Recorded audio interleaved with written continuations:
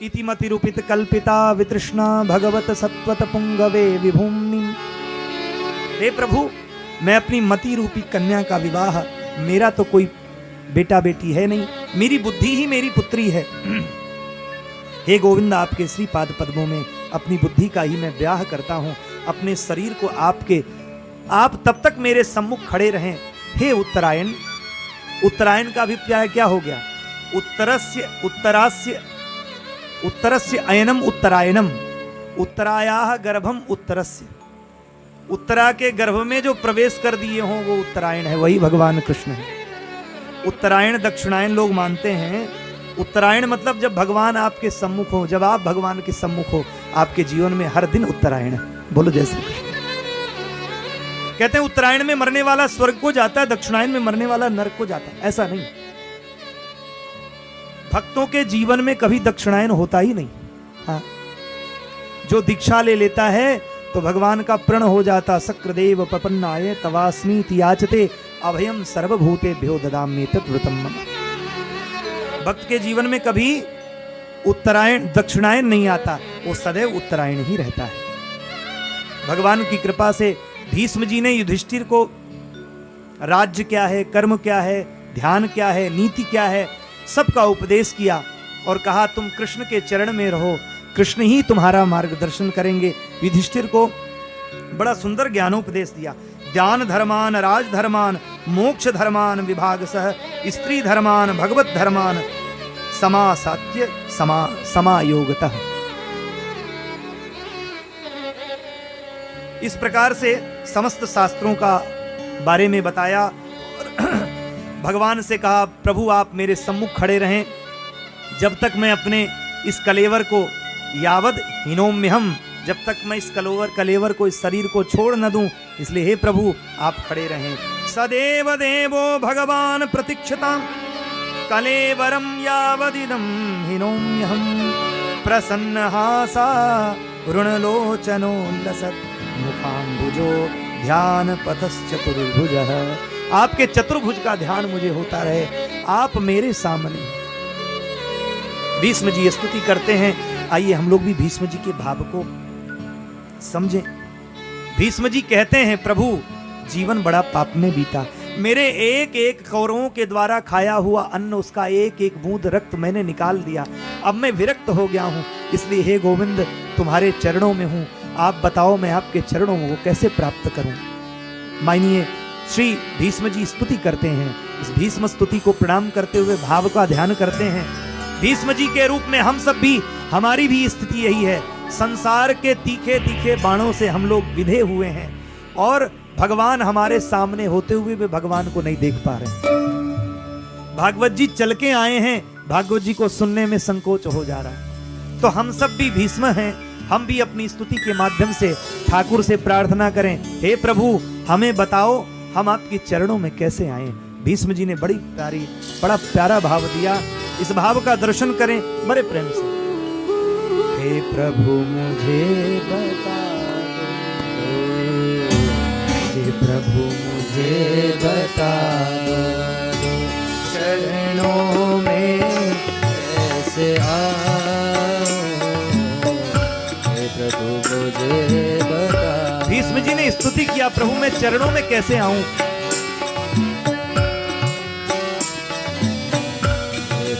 मुझे बता दो चरणों में कैसे आऊं, माया के बंधनों से, माया के बंधनों से अब मुक्ति कैसे पाऊं, हे प्रभु मुझे बता। भीष्म स्तुति करें। भीष्म जी कहते हैं मैं कैसे आऊं प्रभु, ये माया का बंधन छोड़ता नहीं है और आप मायापति हैं, आप ही कोई उपाय बताओ ना।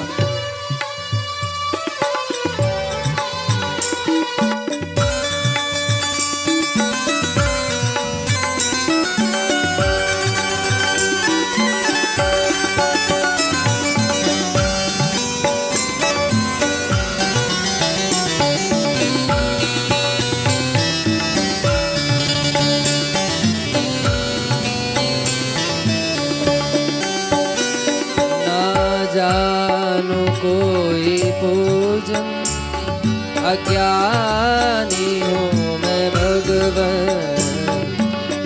ना जानो कोई पूजन, अज्ञानी हूँ मैं भगवन। करना कृपा दयालु,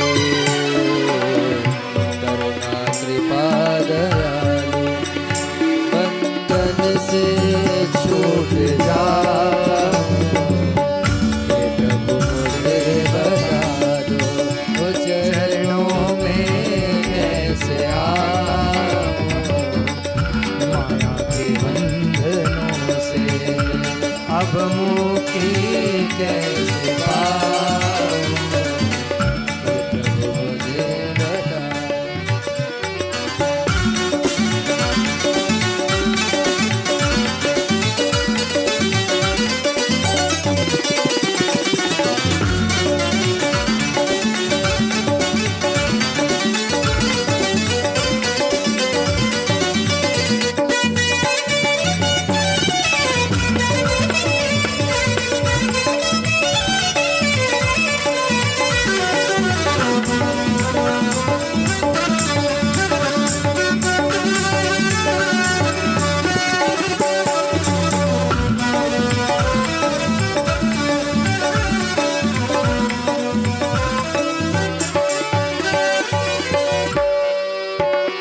ना जानू कोई पूजन, अज्ञान हूँ मैं भगवन।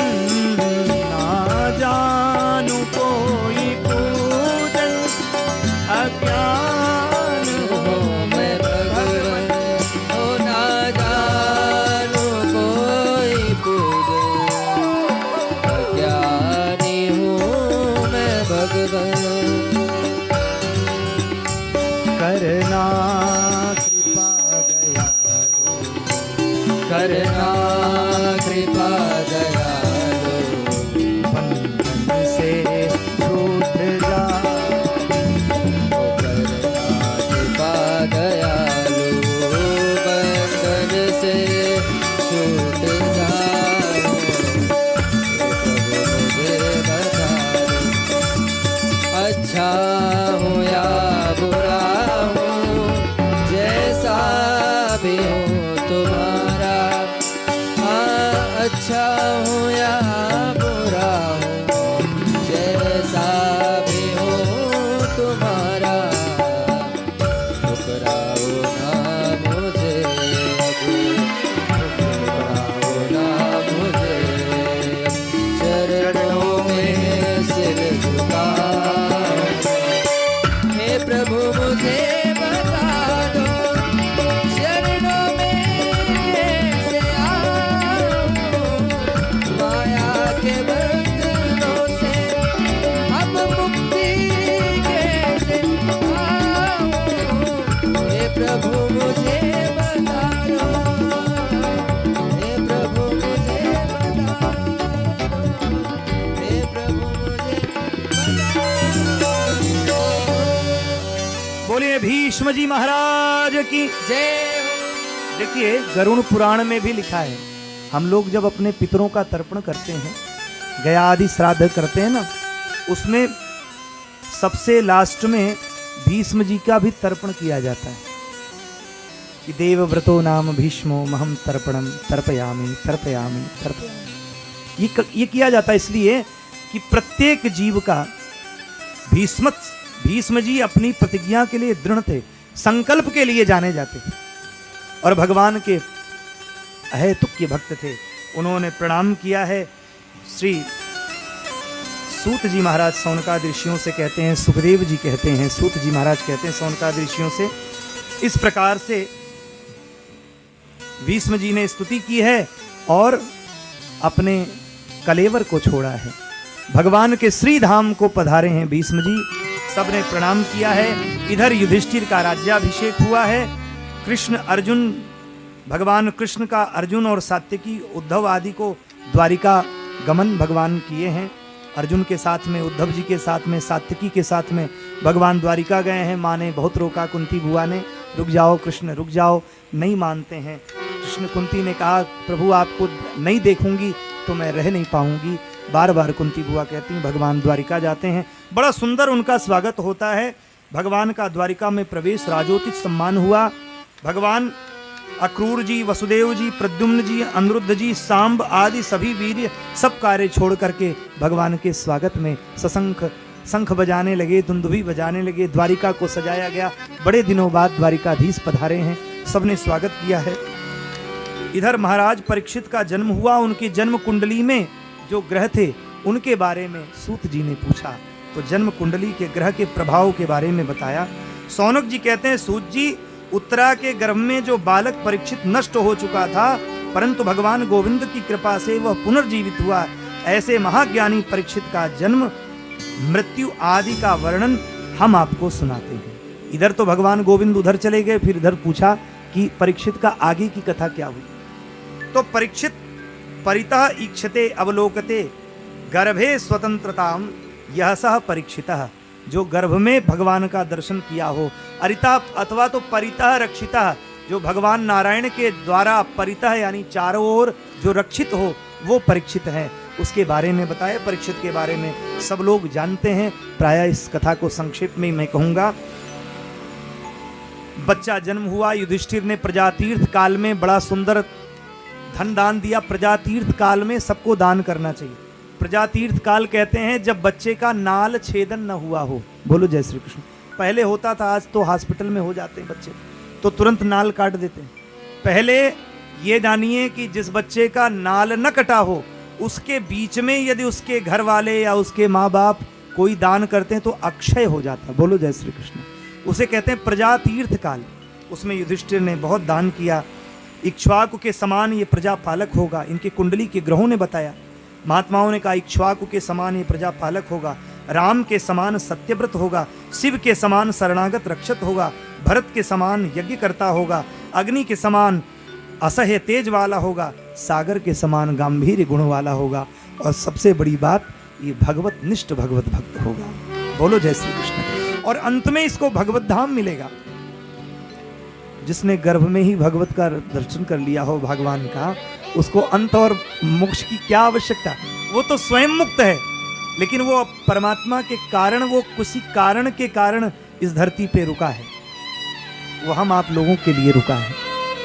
वो परीक्षित को श्राप न होता तो सुखदेव जी कथा क्यों सुनाते। सुखदेव जी कथा न सुनते तो सूत जी काहे सुनते। सूत जी नहीं सुनते तो सौनकादि को क्यों सुनाते। सौनकादि न सुनते तो हम आप क्यों सुन रहे होते। सबके कारणभूत श्री परीक्षित जी हैं। इसलिए महात्मा परीक्षित को राज्याधिकार दे करके श्री युधिष्ठिर जी चले गए। भगवान अर्जुन को पूछा कि अर्जुन जाओ। अर्जुन आए नहीं। भगवान कृष्ण को लेकर के युधिष्ठिर ने कहा था अब वो आएंगे हमारे यज्ञ में, तो अर्जुन कृष्ण को लेके नहीं आए। पता करो क्यों नहीं आए। बड़ा विलंब हुआ। इधर भगवान कृष्ण विदुर जी को, विदुर के उपदेश के द्वारा धृतराष्ट्र गांधारी को भी विदुर जी ने हिमालय भेज दिया। इधर धृतराष्ट्र गांधारी जो कौरवों के पुत्र थे, कौरवों के पिता थे, तो कौरवों के पिता धृतराष्ट्र और गांधारी को विदुर जी ने कहा कि क्या अभी अपने बच्चों के हत्यारों का तुम सामना कर रहे हो। तुमने सारे वंश को नाश करा दिया और तुम अभी भी उन्हीं की दी हुई रोटी को खा रहे हो। अरे कैसे अंधे हो गए हो, तुम्हारा लगता है अंदर की दृष्टि भी खत्म हो गई है क्या। भैया आप क्या कर रहे हो। मेरे बड़े भाई होने के कारण मैं आपको एक उपदेश करता हूँ कि जाओ हिमालय में भागवत के 10वें स्कंद का पारण करो, भगवान के नाम का जप करो, तो शायद तुम्हारी मुक्ति हो जाए। ये मान करके, ऐसा मान करके धृतराष्ट्र गांधारी और कुंती को लेकर के चले गए।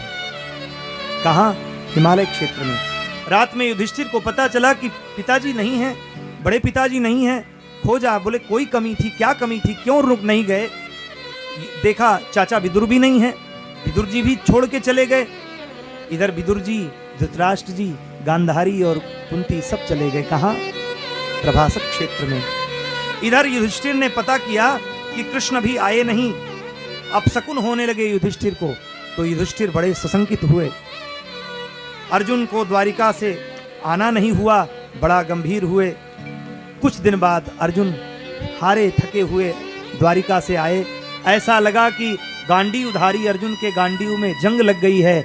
मुख किसी अपहृत कन्या के समान कुम्हला गया है। ऐसा भावना देख करके युधिष्ठिर जी ने कहा, क्या हो गया? कहे, गजब हो गया भैया। क्या हो गया? कौन सा ऐसा काल हो गया? क्या बात हो गई, बताओ। कहे, गोविंद हम लोगों को छोड़ के चले गए। हाँ, कृष्ण चले गए, कृष्ण नहीं है। ऐसा सुन करके धाम से बाबा गिर गए। युधिष्ठिर जी ने कहा, अरे मेरे गोविंद नहीं गए, हम लोगों को सब कुछ दे करके कहां चले गए गोविंद? उद्धव आदि तो साथ में थे ना? कहे, हाँ वो साथ में थे, लेकिन भगवान कृष्ण को लीला पूरी करनी थी। वो एक वृक्ष के नीचे बैठे और अपना लीला संपन्न कर दिए। सुन करके और अपनी 16,000 गोपियों को उन्होंने अर्जुन को सौंप दिया था। तो आगे सब गोपजनों ने, भीलों ने उन 16,000 रानियों को लूट लिया।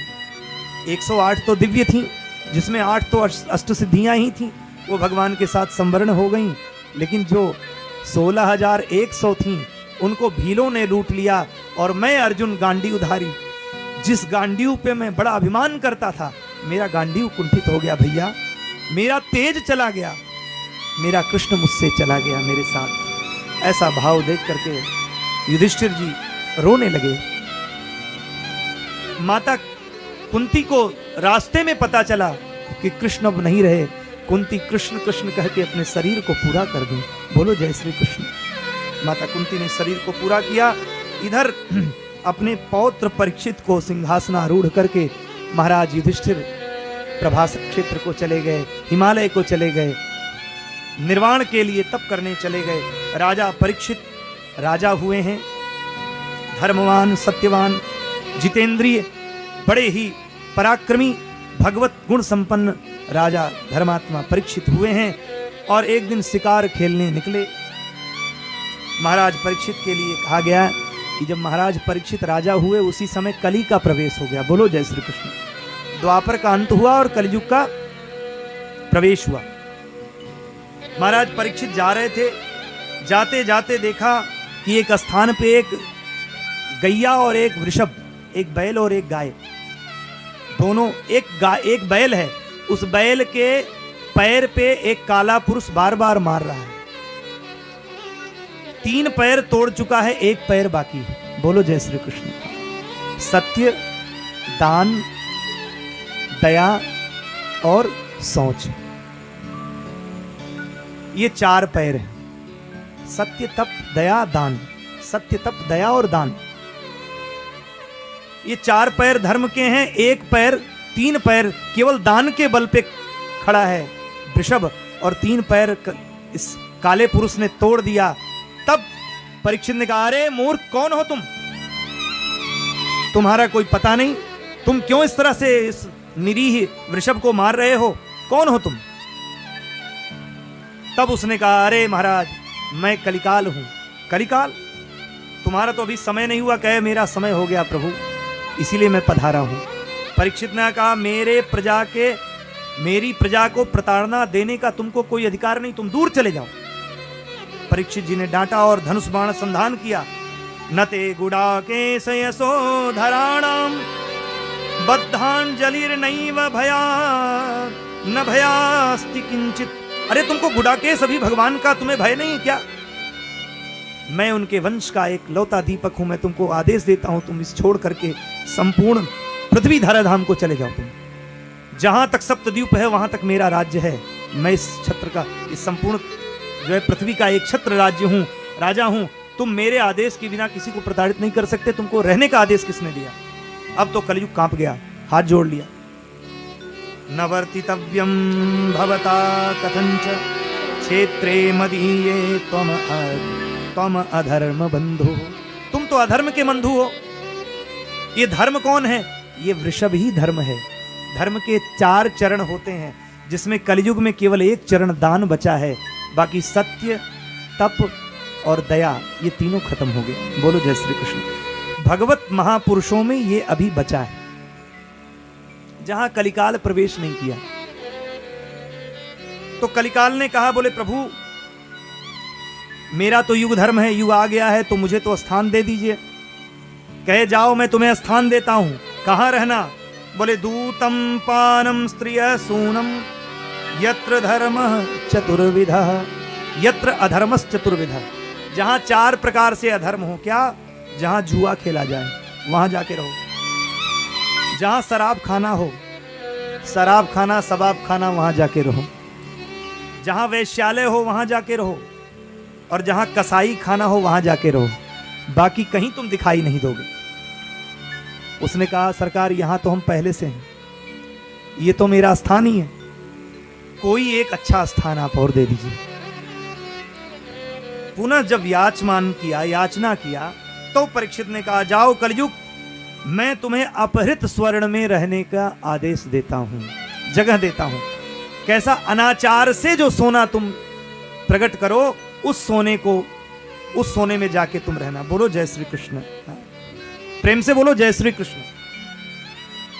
पुनश्च याचमानाय जात रूप मदात् प्रभु ततो अनृतम मदम कामम रजो वैरम च पंचमम, रजो वैरम च पंचमम।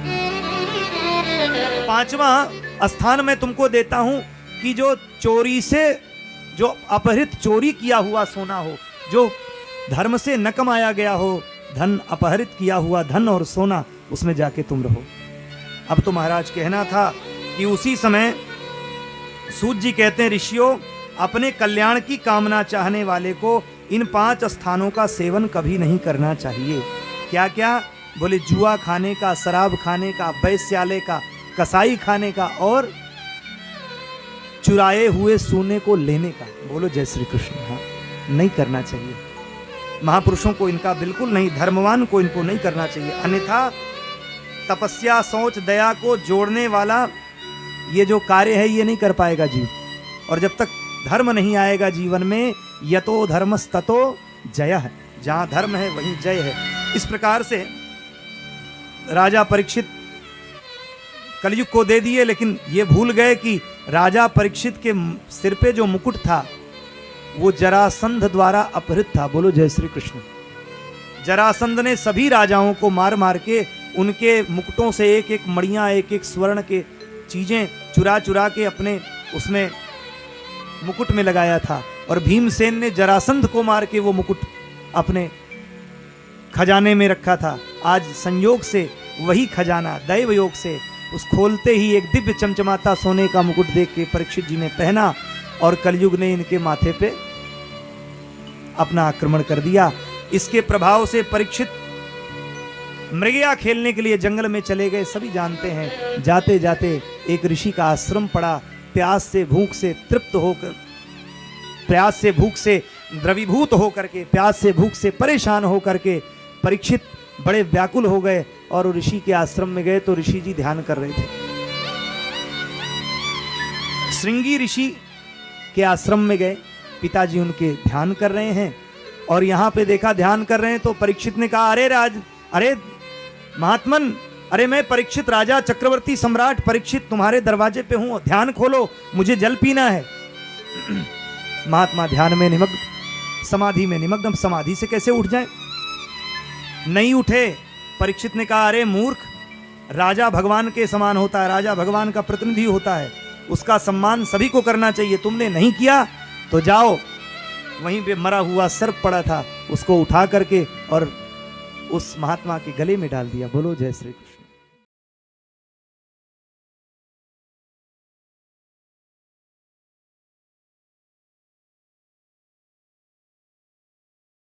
आनंद टीवी से जुड़ने के लिए आप हमें व्हाट्सएप करें 9277395752 पर।